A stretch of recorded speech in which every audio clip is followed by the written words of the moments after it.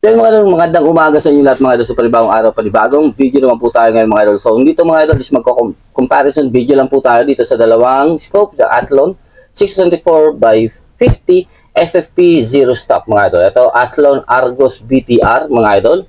So Gen 2. Ito naman is Element Helix na 624 by 50 FFP zero stop din po. Ano to?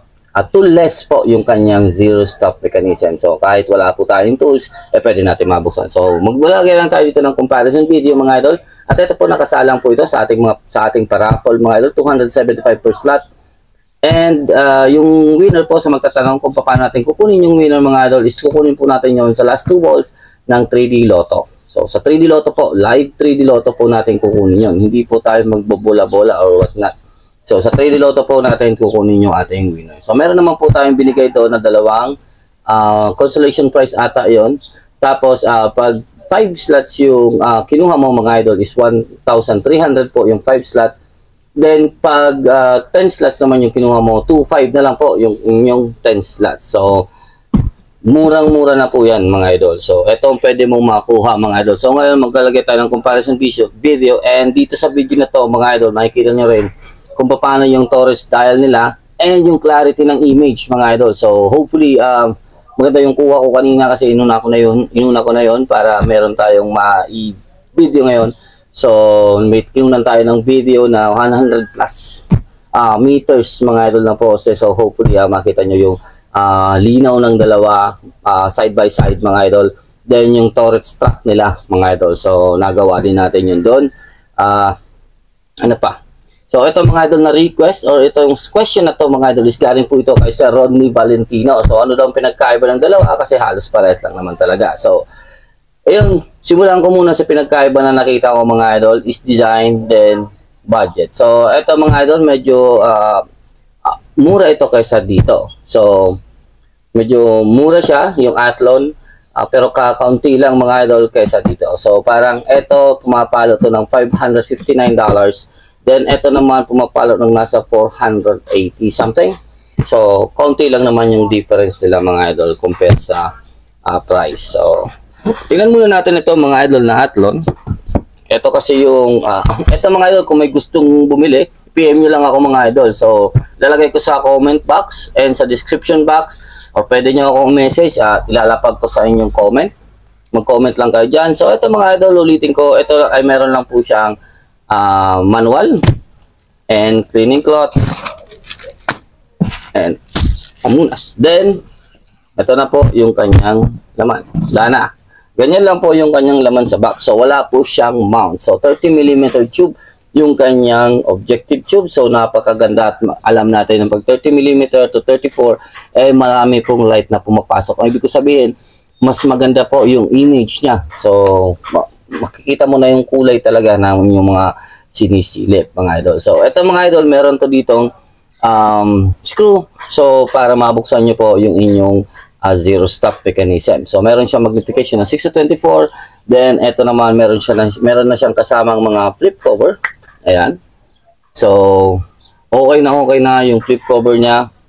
So ito yung design ng Athlon mga idol. So ilalabas din natin yung isa para makita din natin yung pinagkaiba. Okay, wait lang. Ito naman from the box, meron din tayong manual, meron tayo nito, and meron tayong sticker. So, yung sticker nito, ito, tapos cleaning cloth. Then, meron tayong sunshade. And meron tayong flip-top cover, mga idol. So, back and front and back, then meron din tayong tools. Then meron siya dito mga idol na parang ano to, yung bigat ng pag-screw mo ng ano ito? Mount. So ito mga idol, wala po itong mount din. So parehas po silang walang kasamang extra mount mga idol. So ayan. Ito yung sinasabi kong toolless mga idol kasi ito mga idol, pwede mo natin to mabuksan na walang ginagamit na tools. So meron din ito mga idol na MOA version and Emerald version. So yung hawak natin mga idol is Emerald version. Then dito sa Athlon mga idol is MOA version. So meron din siyang meron din yung mga idol na kasama na ang tawag nito? Emerald version mga idol. So pwede kang mag-Emerald version pero ito yung available natin mga idol. Yan yung zero stock mechanism niya mga idol. So napakaganda. So hindi ko na yung gagalawin mga idol. Tapos parehas ito mga idol, merong markings sa likod. Ayan. So regarding naman sa torch click or dial or yung tunog, yung mga gusto natin mga idol, lalo sa mga mahilig mag long range is ito. Ito yung helix. Ayan. Tapos, ito naman yung Athlon. So, mas malakas ito at mas crisp yung kanyang pag-click kaysa dito sa helix mga idol. So, itong helix, parang smooth na hindi naman siya, no? Hindi ko ma-distinguish pero mas parang feeling ko lang mas precise or mas madali mo siyang maramdaman kaysa dito. Ito, maramdaman mo pero, ay hindi. Depende sa pag-click pala. So, pag ganito, so, basang-basa mo talaga kung ilang click na yung ginagawa mo. Regarding naman mga idol dito sa ating magnification, ayan. Ito mga idol, meron tong alam ko meron tong meron siyang nilalagay dito na knob. So, may available siya dyan sa kanyang box. Ito naman napaka-smooth din ng kanyang magnification. Then napaka-smooth ng kanyang ang tawag nito, parallax adjustment. The same sa windage. Ayan. So, ito naman, mga idol, try natin. So, ito is smooth din. So, yan. Napaka-smooth din. Medyo may konti kang may konting force lang. Pero, hindi yung malalaglag. Yan. Parang may kapit siya na o-ring. Pero, hindi siya ganun katigas. Same din mga idol siya sa kanyang parallax. So, sa smoothness mga idol, lamang itong helix kung kumpara sa Pero para sa akin, mas trip ko yung ganito para hindi basta-basta nawawala sa, hindi siya pwedeng mawala. Or ito kasi parang feeling ko lang pag ginalaw ko yung masagi, pwede ko siyang magalaw. Ito, hindi mo talaga yan magagalaw basta-basta. Isa pa, yung kanyang design ng knob is parang smooth lang. Ito, may mga parang pero ata itong lagyan ng wheel. So, wala ako dito. Okay. So, wala itong illuminated reticle. Yep. So, ito mga idol, walang illuminated reticle. Ito naman meron. So, meron to mga idol dito sa likuran. Nandito. So, dito wala akong battery. So, dito pwede mo mapailaw or yung reticle mo is merong light. So, I think red lang yung lalabas dito mga idol hanggang 11 level. So, ayan mga idol. So, nakita nyo na mga idol, halos the same. Comparison ng dalawa, the same sa mukha, the same sa tangkad, the same sa elevation, the same sa windage, the same sa parallax from 10 to infinity. So, the same yung tube, 30mm tube. The same yung objective lens. So, mostly yung pinagkaiba talaga nila is design and price. So, the rest, yung clarity and torch track, papasok ko na po dito, mga idol. So, ito yung image ng Helix Optics. So, ito yung pinakamababa niyang magnification. Distance natin dyan, mga idol, is around mga 50 meters. Itong gate na pula. So, example lang po ito. I-try natin i-zoom para makita natin yung ating reticle. Ayan, mga idol. So, nasa 24 times na po yung ating magnification. Pero kung nakikita nyo, napakalinaw pa rin. Napakalinaw.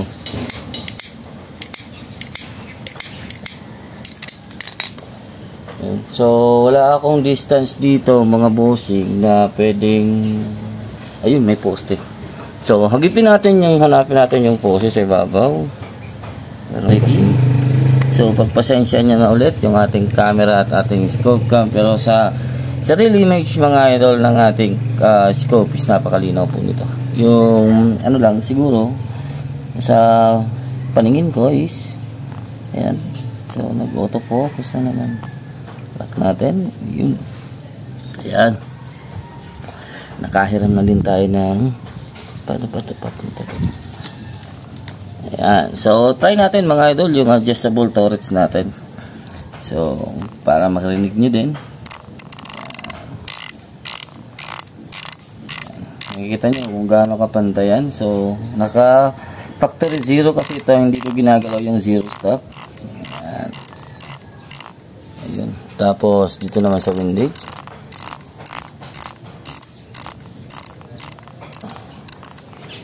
Malayo dito sa windage. Ay, ano pala ito? Dire-diretso walang 0 stop. So, sorry. Ayan, dito naman tayo pupunta sa kabila. Ayan, so napakalawak ng kanyang wind travel. And asan na 0? Ayan. Ayun mga idol. So nakikita nyo kung gaano ka reliable yung ating turrets. Ayan. Napakaganda. So nagawan ko rin ng video mga idol. Ganyan siya pag 6 times magnification. Kung isuzoom ko tong cellphone mga idol, halos kitang-kita mo pa rin yung pwede mo maging target hanggang 100. So napakaganda pala, napakalino talaga. So pag nag-max naman tayo, ayan, ito 10 times, ito 12, 16, 18, 20, 24. Ayan mga idol. So at 100 plus meters na yan mga idol. So kunin natin ang video yung ating hindi kumalis. Ayun po yung asa na yung poste. Okay, ayun yung poste. Lock natin. Yan yung sinisilip nating poste. Yan. Wala nang zoom yung ating cellphone. Sagad na siya. So yan. Ito po ang element. Yan. So sinalpa ko lang dito sa ating unit para meron tayong maging platform na hindi magalaw. So yan, kapatong lang. Actually under may ginagawa pa tayo dito para ma-set up natin yung efficiency ng ating receiver mga idol. Yan, set up na ang ganda. So sa mga interested po dyan, nakasalang po ito 275 per slot lang po. Yan mga idol. Yan. Sunod natin yung Athlon. Sa mga gusto bumili ng Athlon, for sale din po yon mga idol. Yan. So natatabunan yung tatak ng helix. Yan, yung element pala, sorry. Ayan mga idol. So sasalang ko naman yung iba nating scope. So balik natin dito. At para pag sinalang ko sa kabila, makuha pa rin natin yung ating image. Ayan. Nasaan na?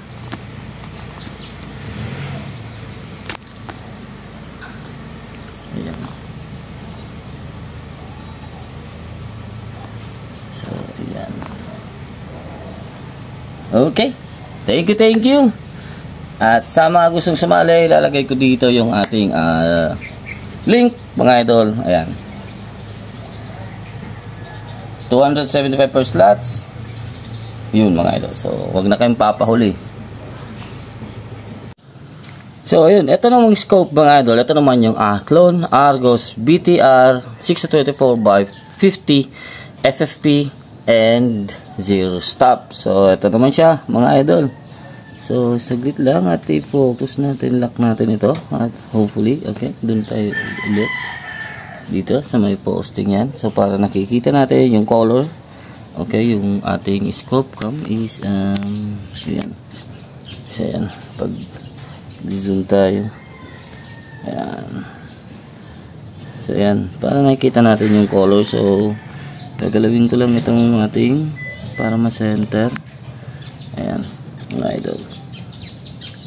So siguro sa yung kuha naman natin na medyo nagwa-white and itong nasa gilid natin is ito po yung kuha niya sa cellphone. Kasi ito, mapapansin nyo, nawawala yan pag ginagalaw natin yung phone. Kasi hindi ko maisentro yung ating image. Mga idol, basta-basta. So, mahihirapan ako.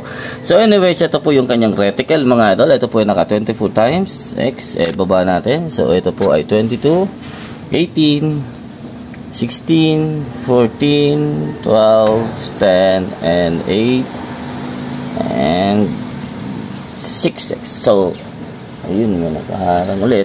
Pagpasensya nyo na. So, kung napapansin nyo, yung 6 times magnification niya is napakaganda pa rin po ng kanyang crosshair or reticle na tatawag natin. So, ayan, zoom natin. So, kitang-kita mo pa rin yung mga hash mark. So, hindi siya tulad ng iba na scope, mga idol, na nawawala na po yung kanyang mga markings. Ito pong scope na to is kitang-kita mo pa rin siya. So, lagay natin siya ulit sa may poste, mga bossing. Sana yung poste. Gahanap to naman ako. Ayun. Paano ba to? Ganyan. Okay. Ayusin ko lang yung column dito. At i-focus natin.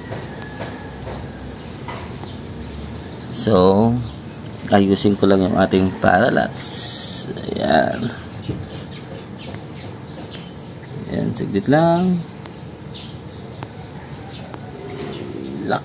Okay. Ayan, mga idol. So, try natin magnification natin. Ayan. So, ito po ay nasa 24x.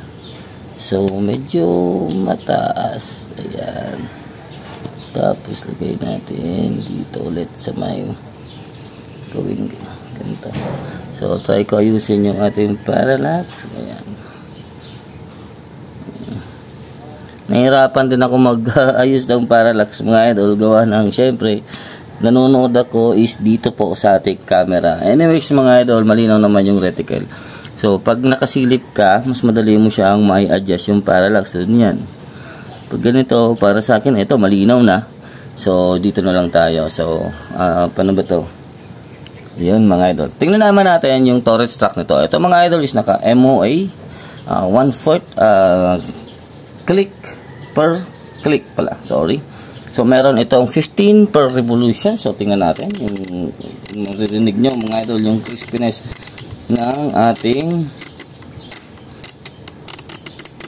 and smooth. So, medyo nagbaba na talaga yung ating, hindi ko makita, hindi ko malaman kung paano ko gagalawin ito. So, nagagalaw ko yung scope. So, yung camera natin is misposition na. So, ibalik ko na lang. Ayan. Ayan, mga idol. So, halos same yung tracking nito, mga idol.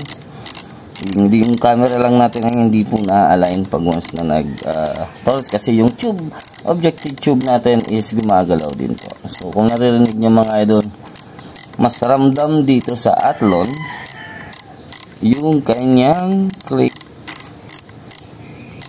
or balik natin. Ayan, mga idol. So ayan.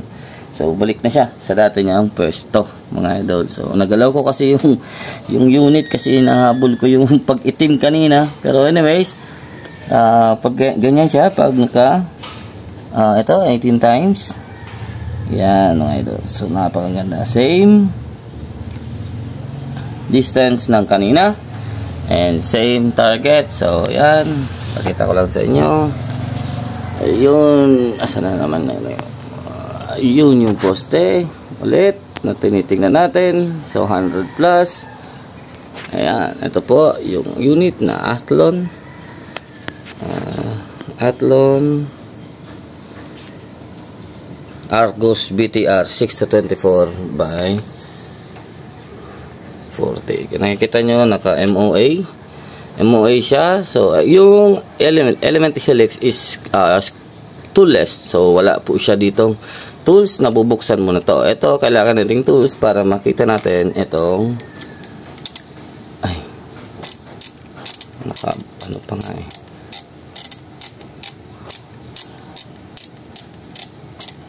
ayan. So hindi nakaset yung kanyang zero stop pala. Sorry. So kailangan natin siya iset just in case na gusto natin siya iset. Anyway, so yan. Yan yung travel niya. Yan yung tunog niya mga idol. So sa mga gusto nito mga idol is pwede ko ibenta ito mga idol. Actually binibenta ko talaga ito ni scope mga idol. So napakalinaw niyan mga idol. Kung nakita nyo na, balik natin. Yan. Yan. Yung camera ko lang yun ano.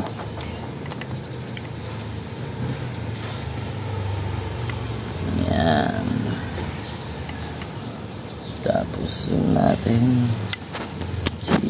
Camera ko yung hindi masyadong align. So yan. Okay na. Yan mga idol. So sa may mga interesado dyan, napakaganda po nito. Ito lang, pinagkaiba lang nito is hindi po siya floating dot. Pero yung X-Mic, kung napapansin nyo mga idol, at 100 yards mga idol, pwede ka pang sumilip ng maya dyan. So hindi po siya ganong kakapal. So yun ang kinagandaan niyan mga idol. Hindi siya ganong kakapal tulad ng ibang mga scope na pag nag-zoom ka na is wala na pong makita, natatabunan na po yung target niya. So at 100 yards pwede ka pa makapag-plinking ng Yakult sa ganitong, hindi, maliit pa sa Yakult mga idol yung kaya mo makita dito. So kung napapansin nyo yung kable tapos i-compare nyo yung size, so ayan, kaya mo pang sipatin yan mga idol. So ayun, thank you. Sa may mga interesado dyan, pwede nyo po akong i-PM. Ayan. And thank you. Ayan mga idol. So side by side ng ating mga scope na hawak. So yun mga idol, maraming salamat sa inyong panonood mga idol. Hanggang dito lang. Take care. God bless. Peace out mga idol. So ito yung mga scope na hawak natin. So hopefully sa may mga interesado pa rin dyan sumali, baka may stars pa. So pasok na kayo mga idol. So sa lahat ng mga sumusuporta natin dyan mga idol, sa lahat ng nanonood, pasukin nyo na to, baka sakaling ito. Kung hindi ito mabili mga idol at ma-draw na ito, ilalabas ko to mga idol. Ito mas budget meal kaysa dito. So abangan nyo yan mga idol. So pag hindi ito nabili, na-draw na itong Element Helix, isasalang natin ito mga idol sa raffle para maging budget meal siya mga idol. So ayan.